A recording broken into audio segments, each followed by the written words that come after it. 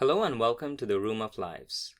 In this part of my conversation with Jackie, we will discuss both our personal as well as wider social perceptions of death. We will try to describe our gut feelings surrounding death and the dissolution of identity, speculate where they come from, discuss near-death experiences, and how psychedelic experiences affect the anxiety of death.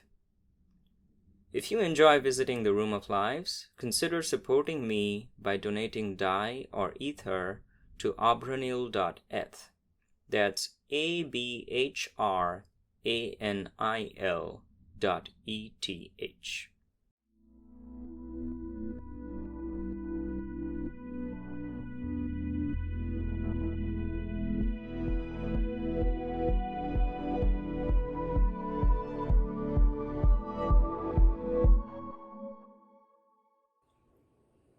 All right. Death and near-death experiences. I know you would pick that one. How did you know? Well, you've always been like the most curious, or last time we had this very brief conversation about death, but we didn't really get to talk deeply about what death means. But you've showed a curiosity towards like my understanding of death and how I interpret death. Yeah. Yeah. So I remember, I guess just to start off this conversation, there was this brief chat we had, and let me try and recount the things that you said that I found very interesting.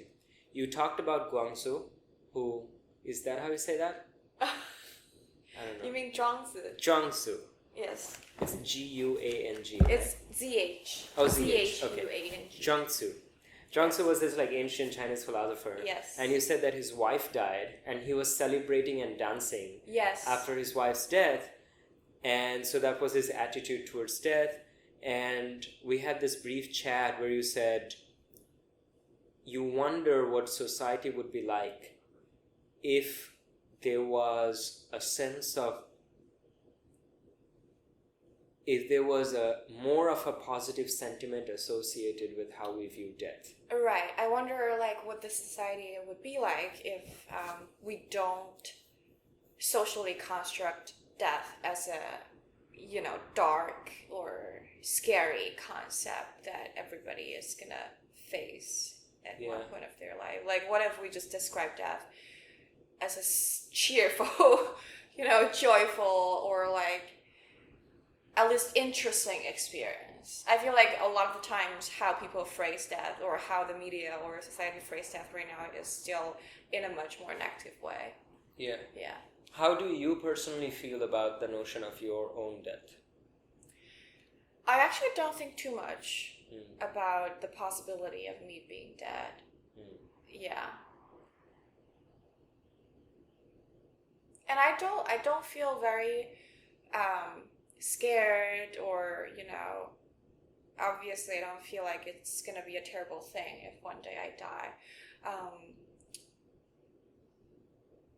I would say it's probably just like migrating to another space. Migrating to another space. Yes. But that's also another space where you'll have conscious experiences. I can't say for sure whether that's true, but I hope it's true. Yeah. Okay. Yeah. What gives you this sense that death may not be just the end of everything and could be a... What gives you the sense that death would be the end of everything? That's a really good comeback. Nothing gives me that sense, except from what people tell me. Right, exactly. So, I grew up with actually a big anxiety about death. Right, you told me about that before. Really scared of death. And my relationship with death has definitely changed. I would say improved a lot. I don't feel so scared of my own death anymore. In part because I don't believe it will happen in the way that people think of death normally in a secular scientific society. I mean, there's more to talk about that.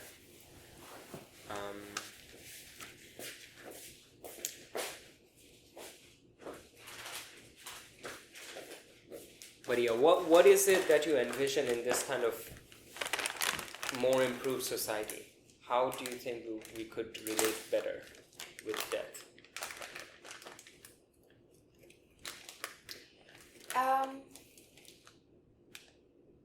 Well, oftentimes I think the reason why people phrase death as this like scary concept is because people have a very natural fear of things they don't know.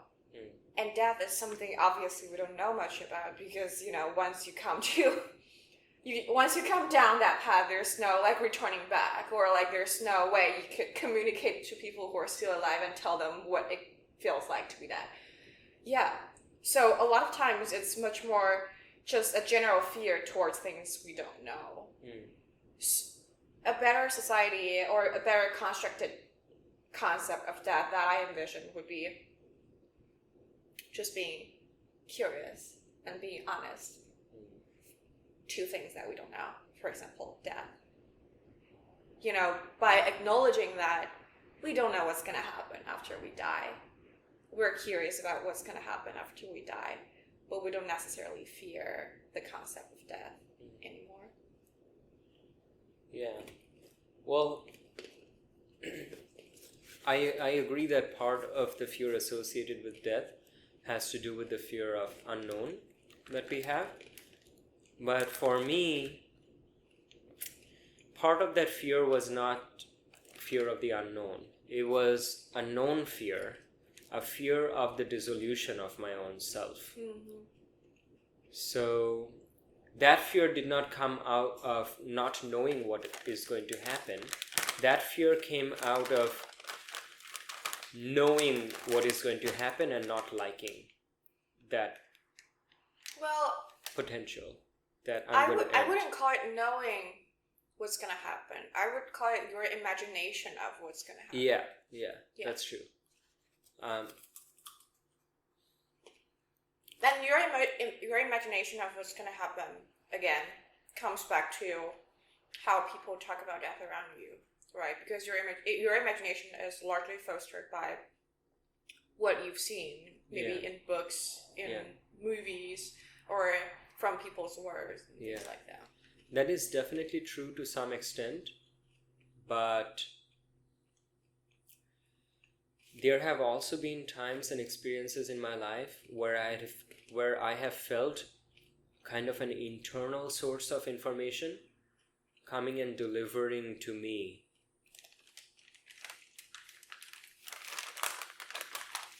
the sense of what is going to happen when I die. And that did not come from outside sources. That didn't come from other people. That came from within me. And some of that is true. I know that it is going to happen. Regardless of whether or not I see is consciously existing, I know that all of the features, or I feel like all of the particular features associated with my body and my mind or my personality are going to be dissolved. And so a lot of my identity and attachment is with this particular body and this particular mind. Mm-hmm. And so there is a fear of that dissolving. But I have learned to take that fear less seriously now. I'm not so afraid of that. Well, the same energy which gives rise to this identity and attachment is the same thing that creates the fear of this going away. So it's kind of it's a little hard to describe, right. But if you start disinvesting or disidentifying from this attachment towards your body and your mind, then automatically you start fearing less further dissolution. Just trying to understand you better. So, is the biggest fear you have towards life, towards death, comes from, or be coming from the fact that if you die, then there would be no Neil in this world anymore? and it's gonna be a whole vanish of like the whole identity you have right now. Is that the biggest fear? It's very hard for me to articulate what that imagination is, because that imagination is deeply logically flawed at some point, you know.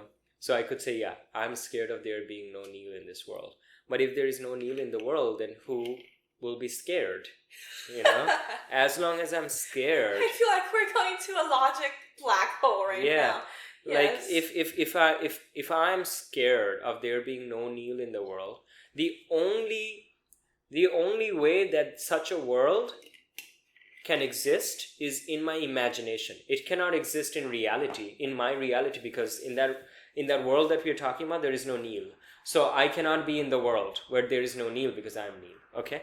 So there is this imagination in my mind of a world that has moved on and my stinking body lies in a grave somewhere. Okay. That imagination makes me anxious. But this whole phenomenon of imagining this world and it causing this anxiety only is possible in a world where there is right. Neil. Yeah. So it has this So when deep... there's no Neil, there's no world. There is no Neil, there is no world, and there is no anxiety about being dead. Basically. Okay. So you could logically phrase it in this way, but the fear of death, I think, does not come from logic. It is a very illogical fear. And once again, I think it is this kind of verbal parts of the mind that post facto describes and analyzes things, that tries to make a kind of logical thing out of it. But I think it's complete failure. If you really logically dive into it, there is no logical basis for the fear of death. What I can possibly say or describe or justify about the fear of death is what it really is fear of the imagination of death and what I imagine death will be like. And death is separation for me. Like the imagination that I have of death is just complete darkness. Yeah. And I'm just by myself, there's nobody else, and just ticking away time forever. That's miserable in my head. But in order to be there and to experience that misery, there has to be existence. There has to be darkness, and I have to be experiencing it, and I have to know that I'm cut off from everyone else, and I have to have all these mental faculties by which to be able to take in this experience and evaluate this experience to be a miserable experience and feel bad.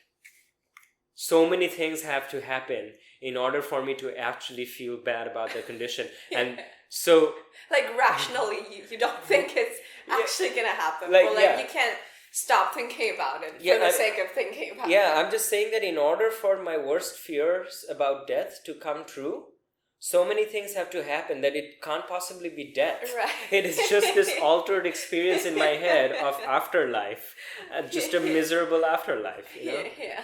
So it might be that our deep-seated fears of death, or at least my deep-seated fear of death, is not really fear of death. What it is a fear of separation, of loneliness, of boredom, masked as a fear of death, masked as a kind of suspicion that this is what is going to happen after I die. Yeah. And I don't know where it comes from, where these intuitions and gut feelings come from.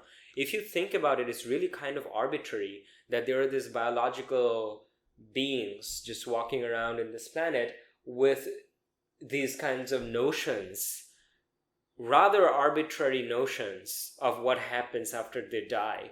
Where did it come from? I mean, it didn't come from some consistent gospel that is written across all human cultures and all whatever, where someone came up with this thing arbitrarily and just forced everyone to believe it.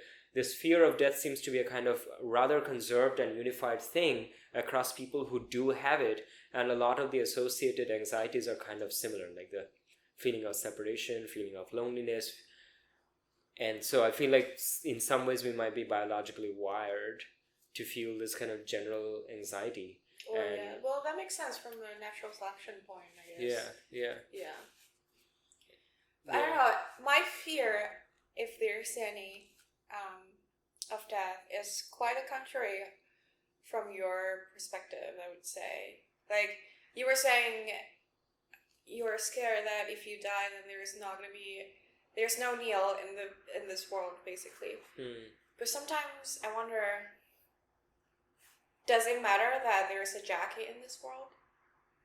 You know, Yeah. does it matter who I am? Or do I have to isolate myself from the rest of this world? Do I have to have a distinct identity? My fear of death relatively is more when Jackie dies, or like when there's no Jackie, then there's no world. Yeah. Yeah. I'm not scared of like there's no me existing in this world anymore. My fear is probably more, you know, when I don't exist, then this whole world doesn't exist anymore. Yeah. Yeah. So, okay, so when I was saying that there are also these kind of sources of information that are internal that didn't come from other people, I'm referring to certain experiences that I had like in my early and mid-teens, which had to do with just these ideas and visions of what would happen when I die. And it did not seem like I was imagining or coming up with them. It felt like that those sources of information were just like being delivered to me through something that is deep inside me that I don't really understand very well. It sounds like a very spiritual experience. Yeah, but it wasn't positive. I didn't see it as a spiritual experience. Okay. I saw it as a kind of a traumatic experience. Okay. And Sounds like you started doing psychedelics when you were like 14 or something. No, it was like completely non-psychedelic. It was, Okay. yeah. So the sense that I had then was not that I would stop existing, but that these things would go away, like my neilness, my body and my mind, and that I would return to the one source of consciousness. And then I would be shorn of all my qualities as Neil. And that, not the loss of life or the loss of consciousness, but the loss of Neil identity was scary to me. I wanted to keep holding on as being Neil forever. Why was being Neil so important to you? I don't know. I wasn't thinking about it. It wasn't a theoretical deduction. It was just this intuition that I needed to continue being Neil, and it's what scary. What if you, like, in your imagination, like, what would be the largest difference or the biggest difference if you're this tree right here, or this lamp right here, and you don't have the name Neil? Yeah. What would be so different about that, and why is that scary? Yeah, it's one of those things that it's not like verbal. It's just this kind of. It just makes you. It's just this primary attachment that I feel towards my life and being me, which, at this point when you ask me these questions, I will not even attempt to answer them, because I have a better understanding that this sense of attachment towards Neilness is not something that I authored or manufactured or deduced and came up with. It's just this. It's just there. It's just there. Yeah. It's just this attachment that arises, and I feel it and I react according to it, but I don't know who put it in place. I don't know why I have this attachment, and I will not attempt to justify or explain it in any way, because I don't think it's my responsibility. That's so intriguing, because I don't have much an attachment towards the identity of being Jackie. I think I have a much more attachment, or a much more significant attachment towards life itself. Yeah. The experience I get from life. But whether I experience life through Jackie doesn't matter so much to me. I see. Yeah. So like, if you tell me, okay, Jackie, like, in 5 minutes you're gonna become this tree right here, and you're gonna stand in front of this house for the rest of your life, I wouldn't think it's a big deal. You don't think it's a big deal? Yeah, I think it would be. Yeah, no, well, I want to keep being Neil, dude. I want to put on my backpack and travel. Yeah, but see, what I'm doing right there is I'm imagining being the tree from the perspective of being Neil. It's like I'm just Neil stuck in the tree and not being able to move anymore. Which is which is the same flaw as imagining myself dead. Yeah, like a tree would have thousands of things that the tree enjoys. Yeah, maybe. Or just doesn't have enough of a consciousness to get bored of its existence. Like, if you imagine outfitting a tree with the full mental repertoire of a human being and just not letting them do anything, then stand, then it's gonna be fucking boring, And But that is not a rational way of thinking. That is, It is not. Yeah. Yeah. So, right, yeah, of course, it has to do with like flawed imagination. Yeah. Also, one thing that I was thinking about death, before we go on to near-death experiences, is so one time there was this concert by Foster the People. I don't know if you have heard of this band, but one of my roommates then, his name was Guilherme. Well, I'm sorry to just mention this guy without his consent on this podcast. And the next thing I'm going to tell you is that we made some pot brownies before we went to this concert. Yeah. Okay, so it was this Brazilian dude and me. And at that time, I used to be more of an anxious person than I am now.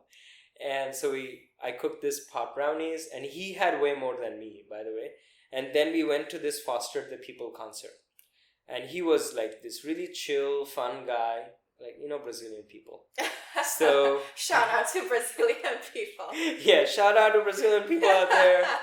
Yeah, so we go to this concert. And at some point soon, I start feeling really overwhelmingly high. And I guess Guilherme like disappears somewhere. I don't see it. And at first I have all this like crazy thoughts about, everyone can tell that I'm high. And like they're like targeting me in some way. Start being self-conscious. Yeah, self-conscious and stuff like that. And then I started thinking about the fear of death. Dude, this was a Foster the People concert. Like I wasn't not even being able to listen to the music. So I was starting to think about this fear of death. And I thought about it for a little bit. I was like, what is the fear of death? The fear of death is not identical to the fear of physical damage. If you look at animals, they will react instinctively to something that threatens their existence. Like if you throw hot water at a cat, they're going to like run away. Or, if there's an animal like a deer that encounters a predator in the wild, they're going to run. And there is some measure of direct, immediate, present moment fear that they feel from situations or stimuli that threaten their body. And we do feel all of that. We touch a hot stove, our hands withdraw immediately.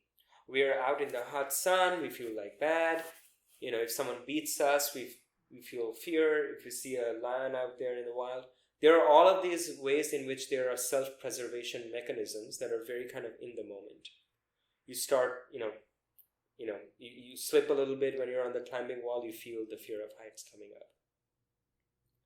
The fear of death is not just this. The fear of death is something that is kind of more abstract and general, a kind of anxiety. So it's not only the biological aid. Yeah, so the biological stuff is, there's not much you can do about it. It's just kind of hardwired. And it only kicks into gear when it is relevant. Mm-hmm. So when you're about to fall, the fear of falling kicks into gear. When you touch a hot stove, there's no even any fear. It's just a reaction of the body.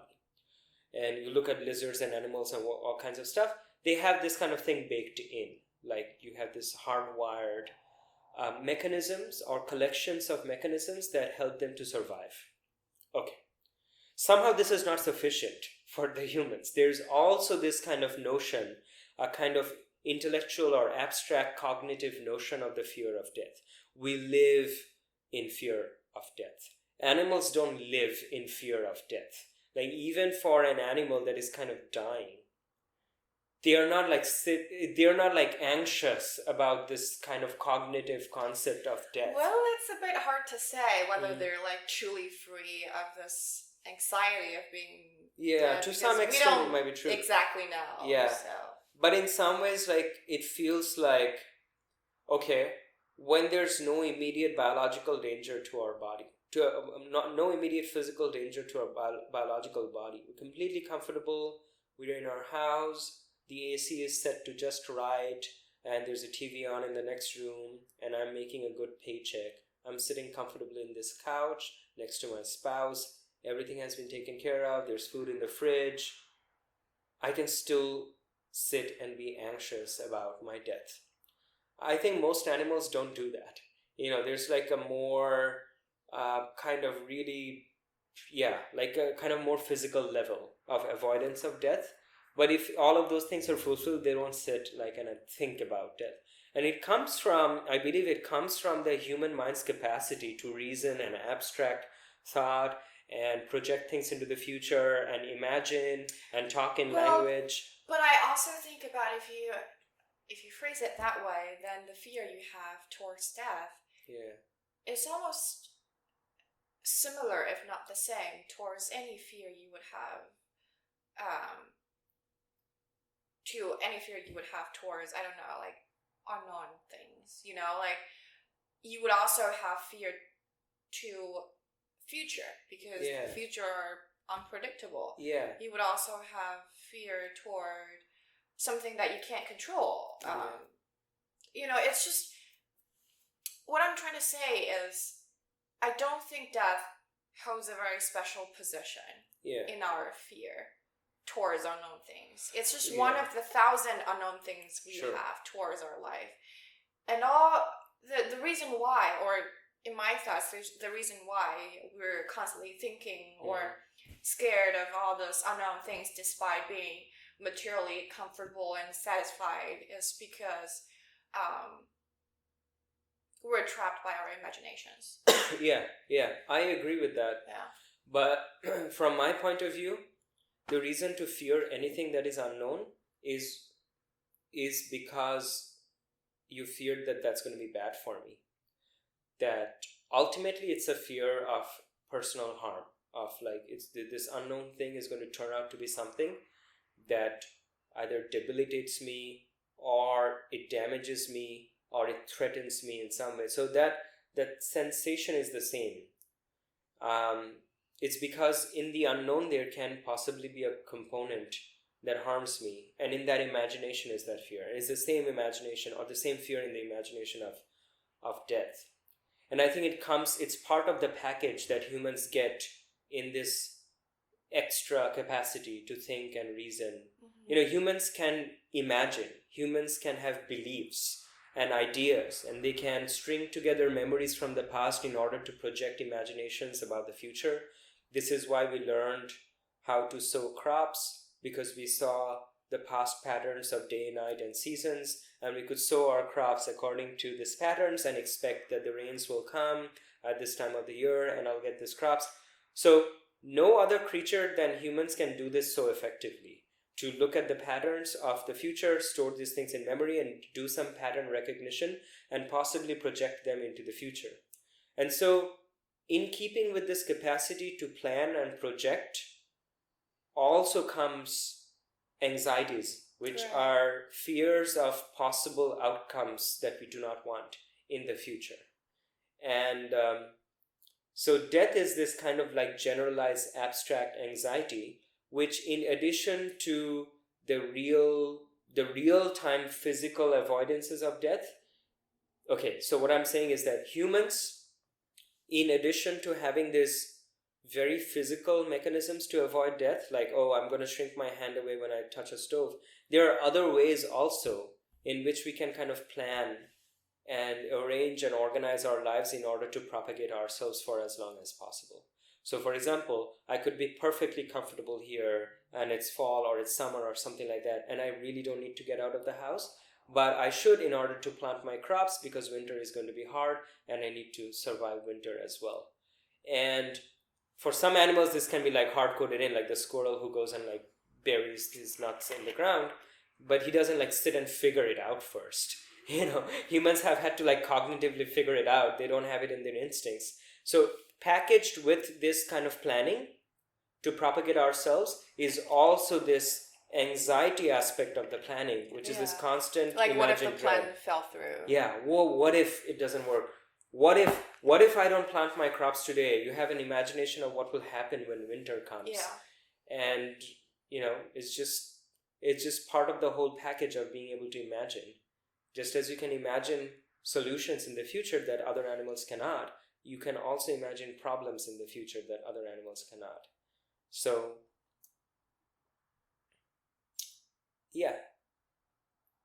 just as momentary pain of touching that hot stove is all mindless. It's pre-verbal. There's no thought to it. So there is both a kind of a positive aspect to it and a negative aspect. The negative aspect is the immediate pain that you feel in your finger. The positive aspect is that triggers you to move your hand away and not damage yourself. And both are the two sides of the same coin, which is this self-preservation. Self-preservation is ostensibly a positive thing, but it has to be managed by these negative things like pain, otherwise you're not going to do it. And when you move from this physical realm to the more cognitive or abstract realm, the positive aspect of it is being able to plan and imagine and build these cities and civilizations and economy and have health insurance and all kinds of stuff that allows us to live longer. But the negative aspect of that, which is analogous to the pain in your hand, is the anxiety.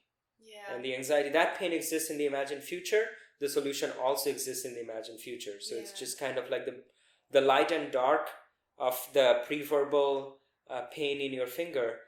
The analogy of that is the light and dark of the imagined world, and it's just this analog, and this analog is this kind of abstract, generalized anxiety. But so to sum it up, I think we talked about, the fear of death might be coming from, first of all, our imaginations or socially constructed concepts. It also might be coming from the whole package that comes with human intelligence and the ability of planning. Yeah. So we start to have this fear towards, what if our plan fought through, or what if things don't happen as we expected? Yeah. And then I guess we also talk about how this fear of death is associated with your fear of losing identity. Yeah. Or the fear of there would be no Neil existing in this world anymore. Yeah. Losing the self. And there's a whole podcast that we can do about trying to explore what I mean by the self. Yeah. Because it's one of those intuitive things, like the fear of death that just arises. I don't know. I feel like in a sense, then my fear might be a little bit, associated with the fear of losing self, but not losing self in a sense of losing my identity, losing self in a sense of losing my experiences. Yeah. Losing the possibility of experiencing much more things. Yeah. I think that's eventually, if I have any fear towards death, that would be the root cause. Yeah. Not being able to experience the things that I haven't experienced. The losing of possibility. Yeah. So what about near-death experiences? I haven't actually had any near-death experiences, but I think it would be fun to talk about them. Have you ever had any near-death experiences? Well, no. Okay. College could be a near-death experience, I guess, for most of the people. For some people. Yeah. No, I don't think I've had a near-death experience. There were times which I felt like I might die. Like when you're on the dance floor in the Poster the People concert? No, I wasn't feeling near death then. But so there was this one time when there was a Thanksgiving party at my friend's house, and I took way too many brownies. Yeah. And I felt like I might die, or something like that. Like, sometimes like when you get really too high and you're paranoid, that thought comes up in your head or you start feeling like I might die. That has happened in a scattered couple of occasions. But the thing that I was describing, where I was in my early and mid-teens and this feeling would come up, those, I would not call them near-death experiences, but it was like kind of experiencing or getting close to the experience of what it would be like when I die. And I believe that some of the aspects of what I felt was true. It's really true. It lines up with other people's experiences and stories and fables and religions and things like that. So you have never had a near-death experience, but have you like read about it and I've read something about near-death experience, and I was watching this show on Netflix before. It's called The OA.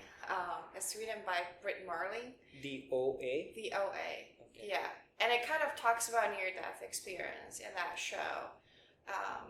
as well. So it was basically saying how in some people near-death experience or exposure could open a gate to another dimension, possibly. Yeah. So it's gonna be a whole like other episode if I need to describe that, like what the show is about. But yeah, it's basically saying that if you've had a near-death experience, and that kind of distinguishes you from other people, because you now have this possibility of, having access to a whole new dimension that you don't know about when you're previously alive, or when you didn't have that near-death experience. Let's go a little bit more into that. The show? Yeah, let's talk about the show a little bit. So, what kind of dimension is being talked about here? It's a little bit hard to put into word, but I think in the show, how it's being depicted in the scene is that this whole new dimension is kind of like a heavenly place. Yeah. And then there's like this angel with actual wings or stuff like that. So I think it's an imagination of a dimension that's like kind of like heaven-ish place. Yeah. I see. Yeah. Okay, so you probably heard about psychedelic DMT? What's a DMT? Dimethyltryptamine? No. What's a psychedelics DMT? The name of the psychedelic is DMT. Right. So it's a kind of psychedelics then. It's a kind of psychedelic. Yeah. DMT. Okay. So DMT, dimethyltryptamine, is a very potent psychedelic.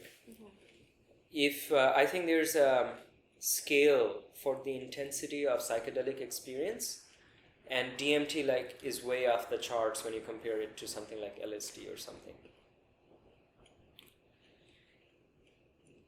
One of the surprising things about DMT, I haven't done it myself, or at least I didn't really work that one time. One of the surprising things about DMT experiences is that several people who take DMT report they had near-death experience? Not a near-death experience, but they'll say that they found themselves in this other plane of being where they experienced the presence of these elevated beings, which they call machine elves or something like that. But like these higher beings that are kind of like elves, but also machines that approach you. That's so interesting. Okay, keep going. They approach you and they try to communicate to you some deep and profound truth about the nature of reality. Were they able to express what's the kind of truth that's... No. So when they come back, they said something to me. They were they're usually this loving, protective presence of a more supreme or a more advanced, more intelligent being, kind of like gods, who come to you and they communicate to you through this plane, and then they give you these profound truths. But when you come back online from a DMT trip, you struggle to remember what those truths were, and it goes away. So it's more like what they remembered, it was a strong feeling of being enlightened.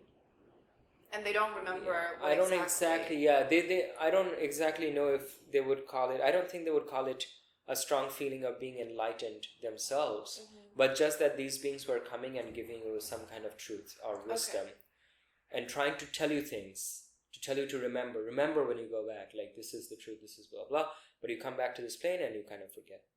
Okay, so the interesting thing, the additional information that is kind of interesting, is that DMT is natively produced by the brain, by the human brain. So it's one of the native kind of neurotransmitters in the brain. Not only that, when people die, the brain dumps a huge amount of DMT. That's so interesting. So people say that the DMT trip, it's a very kind of ego destruction trip, where people will say that they will feel completely dissociated from their body and their self, and the whole experience is very non-dual, and we'll come into it if we actually end up having this podcast about like my spiritual evolution, what non-duality means. But essentially in this particular context, non-duality means that the separation between the self and the world is dissolved. There is no separate Jackie, or there is no separate Neil. So people say that the DMT trip has similarities to near-death experiences. And it may not be a coincidence that when the brain is close to biological death, it releases a bunch of DMT. I was actually planning to read the book before, and this book, I don't know if you've heard of it, I forgot the name of the book, but it was basically telling a story of how a woman who was experiencing episodes of depression decides to seek for a new kind of therapy. And this newest kind of therapy for depression is to put your brain into deep hypnosis and kind of simulate a death experience for you to cure depression. Because a lot of times when people have suicidal thoughts, when they're experiencing depression, they really just want to die, or they want to experience what death feels like. So one of the solutions that this therapy is giving you, if you're experiencing those suicidal thoughts, is they let you know what it truly feels to be dead, or they simulate this feeling for you or your brain. Yeah. And I wonder if, and I think at the end of the story, the women who are suffering from depression actually got cured by this therapy. Yeah. I haven't read like the whole procedure or like all of her story, but I wonder if this result is also because, you know, when the brain is being deeply hypnotized.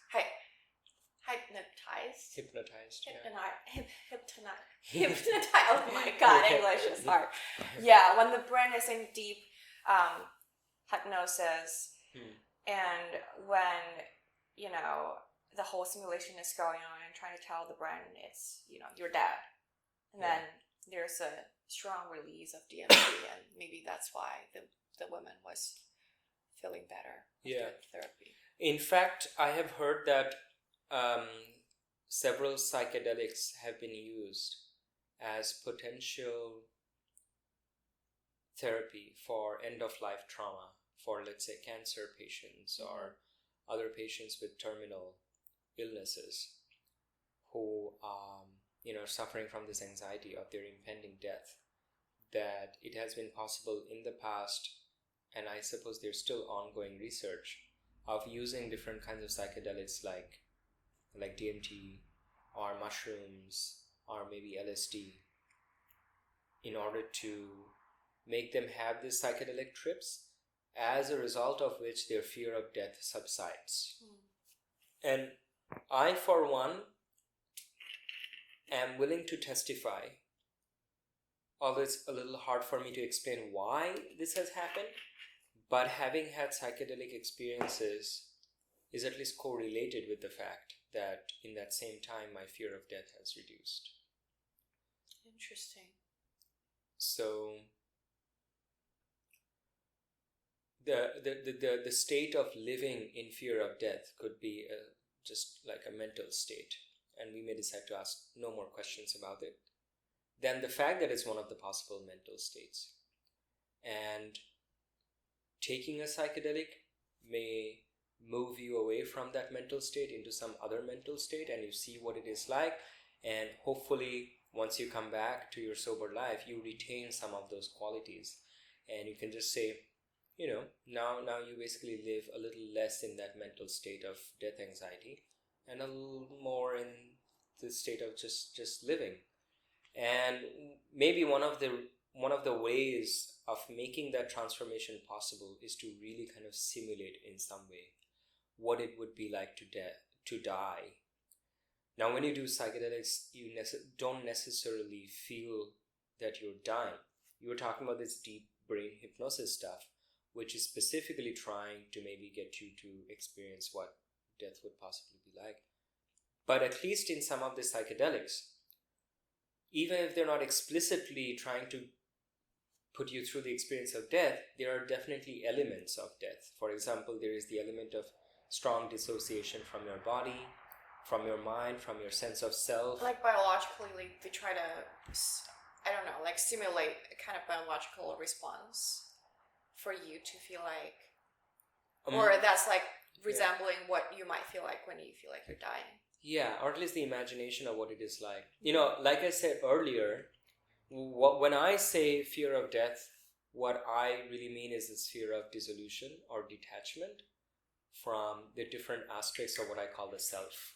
One of the aspects is the body, one aspect is the mind and my thoughts, and this sense of being localized in space and time and looking at the world from this point of view. And definitely in my psychedelic trips, those things have been disrupted a lot. My sense of attachment or ownership of my body has been disrupted. We have been in a car together when I was like, I didn't tell you this, but I was like, wow, my body is dissolving. How am I going to drive home when my body is dissolving? So that has definitely happened. My sense of being localized in a particular point in space and time as an individual has definitely been disrupted. And all of those things, all of those different aspects of being an individual self have been disrupted, but I haven't been dead any of those times. In the sense that, well, I shouldn't say I was there within quotes, but there was conscious experience happening. And one of the things that was lacking was a sense of the self. I see. So I think, well, not I think, but maybe the reason why you feel like your fear of death subsided a little bit every time you do a psychedelics trip is because, you know, in your mind you're kind of experiencing what might happen when you die. Yeah. And after knowing what that might feel like, you don't fear. Exactly. That So much when you have never felt any of those things that are kind of associated with the fear of death, which is like the fear of losing ownership or attachment to your body or to your mind, or the sense of localization in time and space, things like that, then it all stays kind of tied up together in this concept of death. But when you have these experiences, you see that you actually end up going through some of these feelings that are the different arms of the fear of death, and you survive all of them. Like, wow, I just did this trip where I had no sense of ownership of my body. And all of these things happened, and it was a kind of dissolution. Yet, that experience happened, and it arose, and it passed, and here I am now, and I survived it. Did you freak out the first time you feel like your body was dissolving, or when you had a similar experience as what you imagine would have happened if you die? When it happened as I was sitting in your car, I freaked out. I freaked out because I felt like, wow, I've gone too far now. This is too much. Like, my body is dissolving in a way that, like, I just don't feel any ownership of the body. But it was also partially because I had a job to do. I felt like I had to drive us home. And I was like, well, how can I drive us home if my body is dissolving? It's a much bigger problem than driving home. But, coming to think of it, it wasn't so much that the dissolution of the body was the problem in itself. It's the interpretation of it. It's because of all the things that I've learned and reinforced about myself that I need to have my body. And so when you need to have control. Yeah, I need to have control. I need to have a feeling. I need to know that my body is here and that I'm in my body. Yeah. So when the body was dissolving, that feeling in itself was not unpleasant. But my thoughts associated with it, or my reaction to it, was very unpleasant. Yeah. I see. So, like, the fact of what you're experiencing, what you were experiencing, was kind of like violating the typical, expectations you would have to your body, or to what other people have told you about, you should have ownership, like, of your body. It's the part that freaks you out. Yeah. Otherwise, you might also be like, oh my god, this is wonderful that my body is dissolving. Like if I Such a had the wonderful right guidance and experience. advice, and I was just like Yeah. lying on my couch, I didn't have anything to do, Yeah. and someone came and said, right now a wonderful experience is going to happen to you. Mm-hmm. You're going to transcend your body and blah blah. It's going to be very positive. And if I had that attitude towards it, it may be like the greatest thing ever. In fact, last night when you were driving me home, as I closed my eyes, I started feeling very depersonalized from my body. But it was a lot more relaxing, and then I was like, well, I know better now. Than Because I used to was know. driving. Because you were driving, I was like, it's completely fine. Like I closed my eyes, and it felt like I was kind of flying through the ether, with the music and everything. And I could definitely tell that more and more was just going away. I was like, my sense of being in space and time is going away because I close my eyes. I don't see this visual feedback from my body, and I'm not moving my body. And at some point there was this voice in my head like, oh, too much. You're losing yourself. I was like, it's all right. Not Just a let big deal. go. Yeah, so I tried a little bit more deliberately to not resist that. And I think that is kind of in common with this anxiety that we feel about death. It's not so much the death itself or whatever is associated with it, it's our resistance to it that creates like this big kind of anxiety. Right. Yeah. So just as what I mentioned before, I think a better society that I envision, or a society that has a better attitude towards death, is one that embraces the fact that we're gonna die one day. Yeah. Just embrace the possibility of that. Whereas I think in a lot of the cultures, people are still kind of in denial of the possibility of death. Yeah. So. Yeah, and it's so funny to hear all the stories of like how, I don't know, I feel like Trump might be seeking for some kind of drug that might, prolong his lifespan. Yeah. Or we should put some of this ayahuasca DMT in his drink. So he will have the exact opposite of the experience that he wants to seek, and he'll realize that this is what I really want. I just want to die, actually. Well, in that way, maybe we're saving America, like indirectly. Yeah. Well, yeah. I mean, I see Trump as being a kind of almost like a human personification of the ego. Mm-hmm. And what the ego wants, the last thing that the ego wants is to die. And but that energy of trying to avoid death and to prolong or project oneself in many different ways, to want to live longer, to have a lot of different things and stuff like that, in some ways that actually reinforces all of these fears of death. Like the strong ego also suffers from strong insecurities. So there's so many things that are kind of paradoxical about life. The crude way of trying to further yourself or further your ego and protect it also makes it more fragile. Thank you for joining Jackie and me today in the Room of Lives. In the next, final part of our conversation, we will talk about beauty and love.